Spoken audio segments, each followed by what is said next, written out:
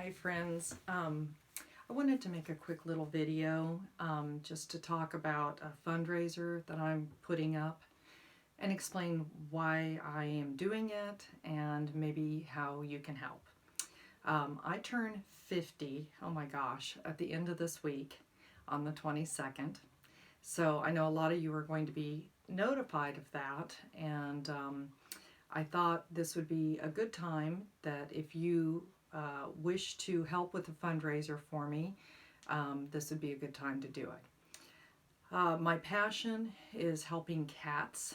The town I live in, Butler, has a big population problem with stray and feral cats. We have a problem with people not spaying and neutering. It's fairly expensive to do that even down here, and we have an issue with people just not being able to afford pets once they get them, or they move and they leave them behind, and then they have no shelter, no food, they're just kind of thrown out. So my family and I have done a lot of rescuing in the last couple of years. Last year we helped over 20 cats get good homes. That was included some kittens too.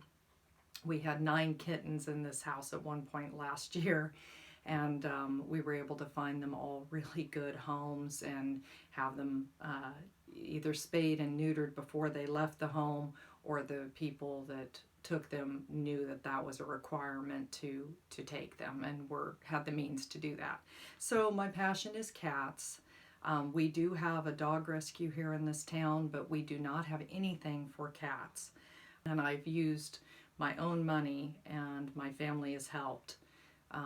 But if anybody else would like to help, I would certainly appreciate the donations.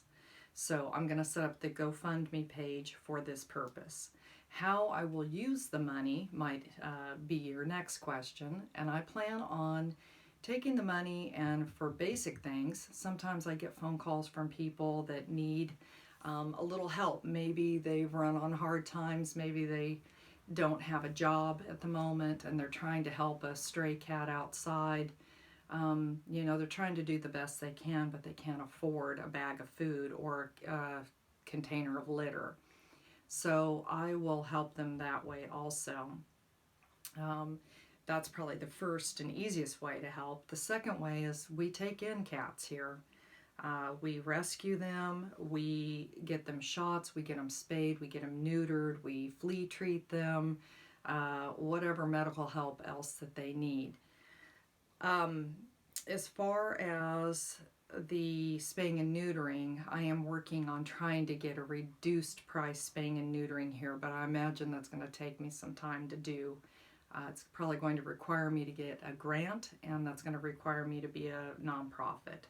So I'm working on that. We have saved, like I said, 20 cats last year. One of them was a cat that I decided to keep. And as a rescuer, you can't keep all of them, or you can't rescue anything anymore. So Sammy was a special case. I'll show you. Maybe you can see. This is her picture right here. Hopefully you can see that. Sammy is a tortoiseshell cat that I had seen in town, and a couple of people were taking care of her, just feeding her a little bit of food, trying to watch her. It was getting cold. I guess it was year before last, actually. It was just before the winter hit in 2017. And I noticed that something was kind of wrong with her, but I couldn't quite figure it out.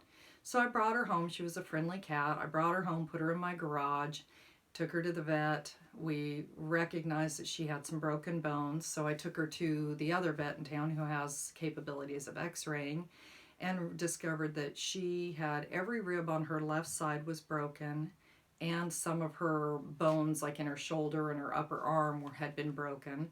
They had healed back wrong. And as we looked more at her, we realized that she had broken teeth that had to be pulled.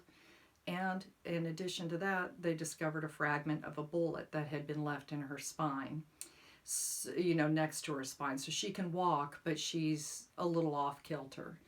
And so she had been fairly abused. I mean, that's a horrible thing. She'd probably been kicked and shot. So I brought her home and got her healed up, and of course I fell in love with her, and so she's gonna stay here with me. But we do those kind of things for many other cats. We've had another cat that was shot also, and her recovery was better than Sammy's. So that's the good story, that she lived and she's doing well. Money's not the only thing that can help. If you're close or you want to throw something in the mail or Amazon order something to help me out, beds, medicine. I had a friend at work that gave me some extra flea medicine that he will no longer be using.